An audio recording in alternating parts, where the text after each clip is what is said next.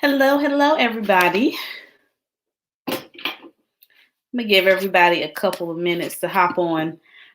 For those who don't know me, I am Valia Sutton, a board certified family nurse practitioner. Your friendly NP was created because education is needed, community education is needed. And a lot of times we get in a setting like a doctor's office or a hospital, and we're moving so fast that we don't take our time with each patient. And sometimes when we rush with you guys don't get the benefit. And so that's why I created Your Friendly NP, so that I could come on here and talk and just give you guys some nuggets. Of course, disclaimer, I am not in this setting diagnosing or treating anybody. I am just simply sharing some valuable information. So today I just wanted to briefly talk about substance abuse, not getting into too much today about it, but just briefly. So I will give a couple minutes for people to jump on. Let me see. I have a question. So you can share this from the Facebook page, on Your Friendly NP Facebook page. If you are watching from the group, you cannot share it from the group, but you can go and share it from the actual Facebook page. Okay. And I'm sorry, I can't see your name. If you guys give StreamYard permission to post your name, there is a link right up underneath the live where you can click and give them permission so that I can see who's commenting. So I do apologize. I can't see your name. I hope that helps though. So yes, please like, comment, share. My videos do upload to YouTube as well. So if you guys want to go back and rewatch, or you want to recommend somebody to watch it, please. Instagram, I'm not quite there yet. Instagram does not allow me to do live feeds from StreamYard, but you can go live on Instagram. So I'm not quite there yet, but I do post some things on Instagram. But Your Friendly NP on the Facebook page is where you can get access to these videos, as well as Your Friendly NP, the Facebook group. Okay. All right. I know I didn't do a whole lot of prep for just warning you guys about tonight's live. So I will go ahead and get started. So I just wanted to talk about substance abuse just a little bit. Substance could be, a cigarette, smoking cigarettes are substances. So alcohol abuse or usage, cocaine, which actually I wanted to come on and really talk about cocaine, because I did not realize, because again, I'm in a psych rotation right now, and I did not realize how easy cocaine is accessed. Like, one of the patients were telling me pretty much, you can go anywhere and find cocaine. And I was like, I did not realize how easily accessible cocaine is. So what I wanted to do today was pretty much warn you guys. You can be perfectly fine, okay? You can be fine, and you're 33 years old, and you try something, and it doesn't matter what you try, and you try something that's laced with the wrong thing, you can cause some mental illnesses. So the brain pretty much gets these triggers from, like, it gets excited based off of, potentially whatever drug or alcohol, or, too much of something, of course, is not always good. But you can literally be living your life, and say you're somebody who smokes weed. I'm not here to judge anybody, but if that weed is laced with something that you didn't know about, so say it's laced with some cocaine or, whatever people put in it that's not supposed to be in it, it can actually cause more damage than good, of course. But just thinking you're having a good time, and you think, I smoke weed all the time, and let me just go try this stuff, and it's laced. Y'all, I've seen it, and I'm just here to say that just be careful when you're doing things, just be very, very careful. Like, I'm not like I said, this is no way, I'm not judging anybody, but I want you to know I've seen it with my own eyes, young and old. Once you get on that stuff, it is hard to get off. Now, granted, there are rehab programs, there's medication that can help wean yourself, help you come up off of it. But you have to first admit that it's a problem. And again, I'm talking about cigarettes is an addiction. So I'm not just talking about the hard stuff, but cigarettes, drinking. If you find yourself like just with any substance feeling like you have to have it, then it's probably a problem. If somebody's telling you that you need to cut back, or they think you're doing too much and you get offended, it's probably a problem. So I mainly, like I said, my goal today was just to let you guys know that substance abuse is real. And I know, I may get some negative feedback about this comment, but as far as I know, it goes around saying is using drugs is a choice versus a mental illness. Now, to choose to use the drug, yes, that is a choice. That is a decision. But I'm sorry, y'all, I've seen it. I've seen it treated. Like I said, I'm studying now how to treat patients with substance abuse. And once your brain gets that, it's, you almost need it. So I personally believe it's a little mixture of both, but it is a mental illness. A lot of people who get on it is very, very hard to get off. Okay. So having a good time, be careful. Just be careful. Let me try to go to the comments. You guys have any questions about anything? Let me see. It only says message, and I want to share it to my page for people to see. Okay, Jesse. So what I'll do, I'll try to tag you once it's done. I'll tag you in it, and you can share it then. Okay? I'll work on that as soon as I end the broadcast. And I appreciate you trying to share.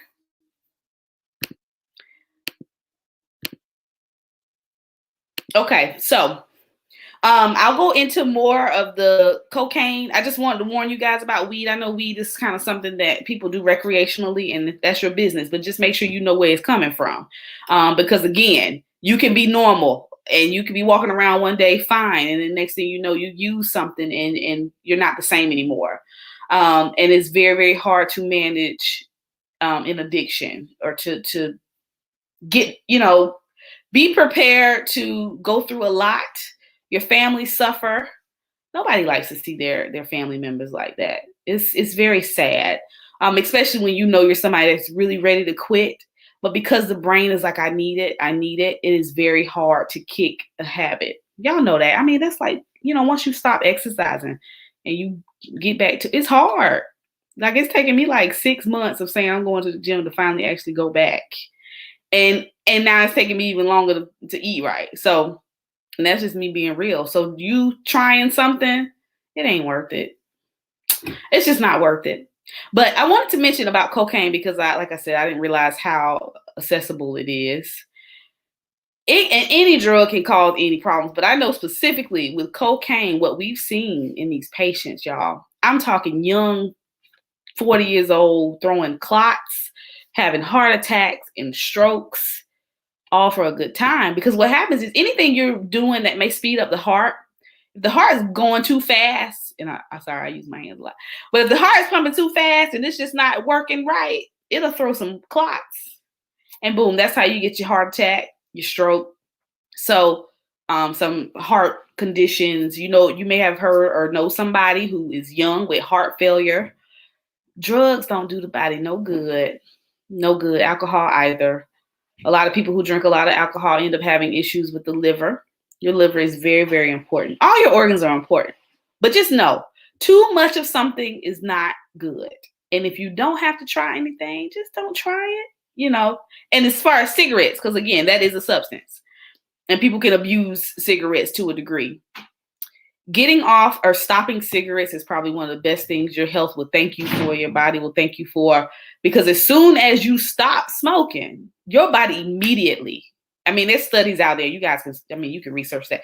There's studies out there that shows literally everything from your cardiovascular system, your GI system, your respiratory, everything turns around. Everything turns around immediately once you stop those cigarettes. So you can see your provider to get some help to stop cigarettes. I've heard of people chewing on cinnamon flavored toothpicks. Some people who like cigarettes because they like things in their mouth, they just get some mints. There's nicotine gum, and a lot of things are over the counter now. So work on cutting back and eventually quitting. If that's something you really want to do, work on it. And I promise you'll feel better. Some people do gain weight because if it's something that you do that like a habit where you're constantly smoking and the next thing you know you pick up the food. I have heard about that. When you stop smoking, you start to gain some weight. Some people. So just be mindful of what you're eating. You know, if you realize, hey, I may potentially gain some weight, then either eat better, you choose better options. You know, I know everybody don't like carrots, snacking on carrots, but I mean, if you got to dip them in a little ranch, just do something. But your health, your body will thank you for cutting the cigarettes out. There are plenty of programs for just rehab purposes. I do understand that sometimes treatment is so expensive, and I hate that. I wish I could pay for everybody to get treated because some people genuinely want the treatment. And it's unfortunate that a lot of family members cut these abusers off, like substance abuse. It's real, y'all. It's real. And you burn bridges because you aren't in your right mind when you're using. No matter what it is, you're not in your right mind. And I'll just encourage everybody who knows somebody, just give a little grace. I do understand sometimes too much is too much.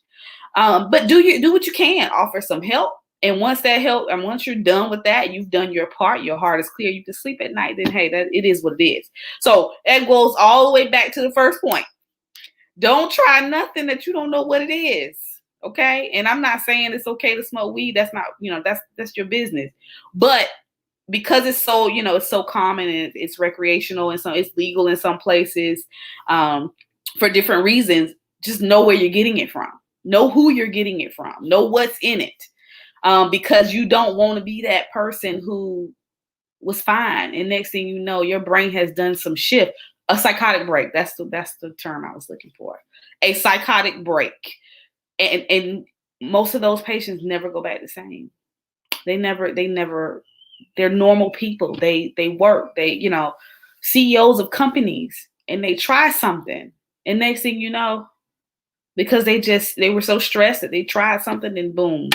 Now we're dealing with a lifelong mental illness. Now, with that being said, if you are somebody who's battling with a mental illness, you can manage mental illnesses. But what I'm just saying is be careful be careful dabbling in things that could potentially cause a mental illness. There was another point I wanted to make in regards to, stress. It's my main thing. And I'm going to end this on this note. Just like substances, stress, y'all. Stress can cause psychotic breaks. They can cause psychotic breaks. And if you have say you have some family history of schizophrenia or bipolar, and you're mid-30s and you think everything is fine and you let stuff get to you so much that you have a break, then you may end up diagnosed with something at some point, because the brain can only take so much.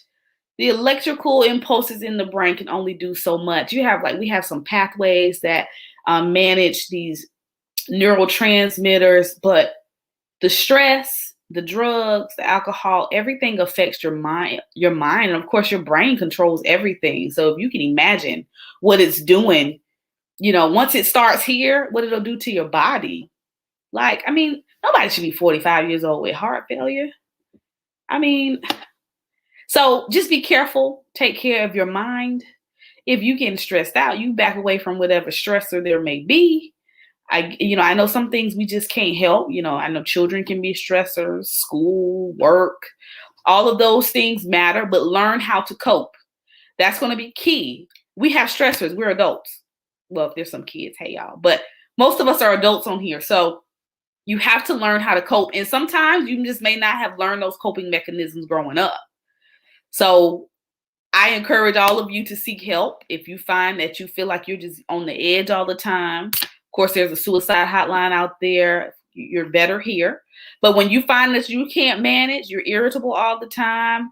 Nobody can make you happy, can make you smile. Nothing you used to love to do, you like doing anymore. You gotta find a balance, and you gotta get an outlet, whether that's a pastor or a counselor. And y'all, I hate so much that these counselors are so expensive. And I know everybody got to eat. And I really wish there was a way to, pay for everybody that needs counseling services, because that's why a lot of people don't go. And these insurance companies act like they don't want to pay either.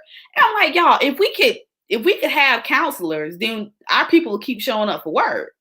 If we had if patients had an outlet, or I'm not just saying patients, but people in general, people have an outlet, then they'll go and do what they're supposed to do. But people can't afford to have an outlet. And sometimes your friends aren't the best.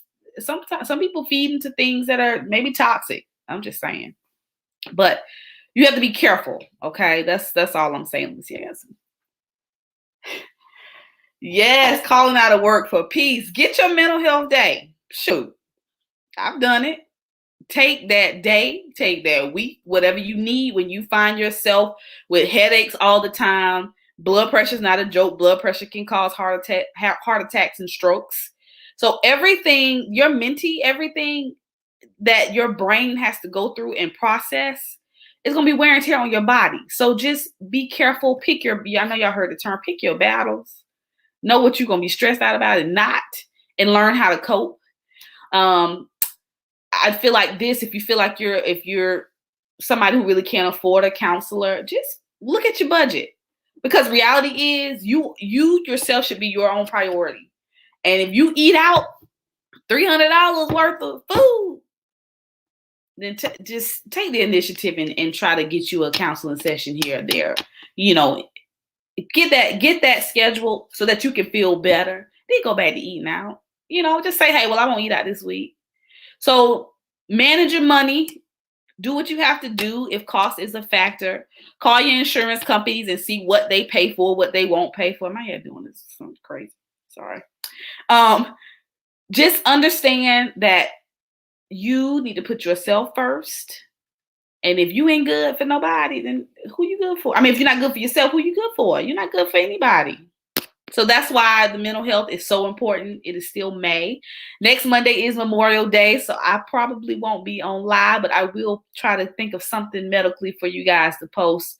If you guys have any additional interest or any questions, feel free to email me. The website is at the bottom of the screen going across. Again, I thank all of you for listening today. I hope you guys can share this with somebody. I hope somebody's life can be changed from this. Again, I'm not diagnosing and treating anybody, but I just wanted you guys to be aware that substance abuse is something that you need to just be aware of and be able to share this with people. Show some of these family members and friends a little bit of grace. We don't know why patients do what they do or people do what they do. We don't know why they run to drugs. We don't, I'm an empath, which I don't know if some of y'all know what that means, but you put yourself in other people's shoes all the time. And sometimes it's not healthy. But with that being said, it just makes me care for people in a different light. We don't know why people ran to cocaine, and it's hard to get off of, which may lead to homelessness, which is why you may see a whole bunch of people on the street. Because substance abuse is a mental illness. But I'm gonna say this comment in Richland County. I hope y'all hear me. But any county in South Carolina, I don't know about anybody else, but if y'all look at y'all car taxes, and I've posted this before on Facebook, but if y'all open up your car taxes and see where your money's going, it's ridiculous. Mental health gets, well, as of 5 years ago, when I first purchased my vehicle, almost $600 car payment or car tax payment. Y'all won't believe how much money went to mental health. And this is the God honest truth. This is why I chose to go back to school to learn about psych and to get more resources for you guys. But $1.20 out of an almost $600 tax bill went to mental illnesses or mental health. Y'all, come on, that's crazy. That is absolutely absurd. And the zoo, y'all be shocked how much the zoo gets. The zoo gets $11. Well, at that 5 years ago, 2016, was getting $11. And mental health patients got $1.20. So we treat our animals better than our own people. And I don't understand it. I don't understand it. I don't know about any other county. I really hadn't paid attention to the county that I live in now. But I challenge all of y'all, look at your statement and see where your money going. It is crazy. But this is why we have a whole lot of homeless patients underneath the bridges and downtown and everywhere. Tents everywhere. Because we're not, in my opinion, we're not putting our funding where it needs to go. We still pay to get in the zoo to look at a giraffe and flamingo. And don't get me wrong, it's very good for the kids. But I just feel like, our patients, our people should be more important than an animal. And that's just me. But I'm gonna get off my soapbox about that because I get real upset that these patients with mental illnesses are out here with no resources, no homes, nothing to eat. But our animals, they eat 3 times a day. So like I said, I get a little upset about it. But anyway, I hope this was beneficial to you guys. Hey, Miss Norma, how you doing? Let's see. So I'm gonna look at the comments. If you guys have any questions, please drop them in the comment section. Anything you want to say, just let me know. Let's see.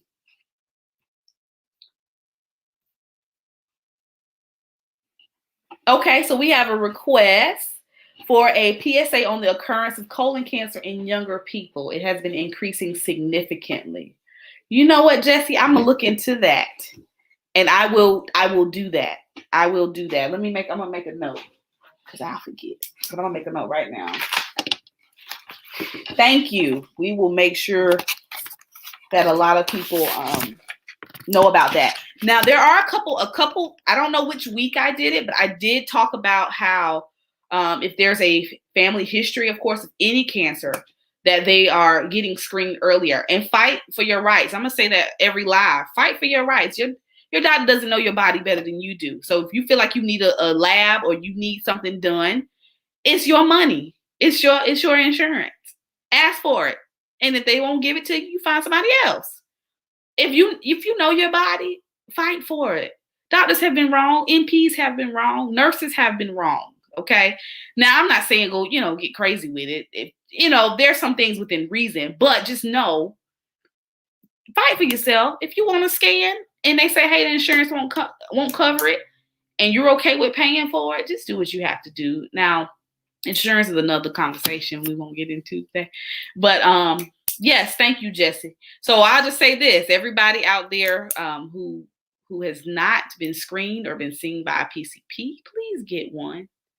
Just find one and and be checked out regularly so that you'll know what's going on with your body. Get you some routine blood work, your cholesterol, your blood pressure checked. Yeah, just go and find a good one. And I'm not gonna lie, y'all, there are some out there who you just like, I'm never seeing them again. And that's why your friendly NP is here. So if y'all have questions, let me know. I'll do the best I can to answer them. Anybody else with any questions? So colon cancer in younger people. I'm gonna make a note.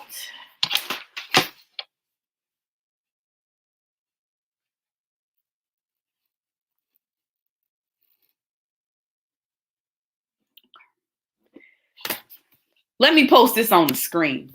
You are your best advocate and you know your body better than anyone. Yes, that is, I agree 140%. Nobody can tell you nothing's wrong with you. They can, but you can go and get a second opinion, Now, I will say this, there is a mental illness where people tend to fake things. And so I know sometimes these primary care offices, they don't tend to take a lot of things heavily. They kind of, some are very passive. But if you really know that something's truly wrong with you, then yes, you can fight and you can request a second opinion. It's your right. It's your body. Get a second opinion. If you're not agreeing with what they're saying, get a second opinion. It's okay. It's okay. No hard feelings from nobody. It shouldn't be. Okay. Well, again, and I'm gonna close this time for real, I promise. Be very careful with substances. Don't dabble in things that you don't know nothing about. Too much of something is not good. And just be cautious and know that nobody's invincible, okay? Nobody, no matter your age, your race, nobody is invincible. If you're doing things that can harm you, they will harm you. Just because you do something one time doesn't mean the next time you do it, it's not going to hurt you. Because a lot of our abusers, they do it, they feel fine, and they keep doing it. And the next thing you know, you're 45 and you've had a stroke from doing cocaine. You never know which time is going to hurt you or affect you. So just be mindful, okay? And on that note, good night. You guys have a good, is it 7? It's not quite nighttime, but good evening to all of you. And I wish you guys the best on whatever journey you may be taking right now. If you're battling with a family who has substance abuse, I wish I send you all good vibes, positive vibes. I do pray, so I don't know if everybody else does or not, but I'm sending a prayer up for all of you dealing with that. That is very hard to deal with. And if you are yourself are battling, go get help. There's help out there. Take advantage of it. Do what you have to do to be able to afford you a counselor or a therapist. I know waiting lists are long, but once you get that appointment, if they say that appointment is August 15th, y'all go ahead and put it on your calendar and don't miss it, because we are backed up. Psych, behavioral health issues they're backed up. Okay. A lot of people are dealing with mental illnesses. I'm so glad they're backed up to a degree, because hear me out, because that means people are wanting help. They're seeking help. So prayerfully in December, I'll be out on the market as a Psych NP, and you guys come see me. All right. Y'all have a good night and take care. Bye-bye.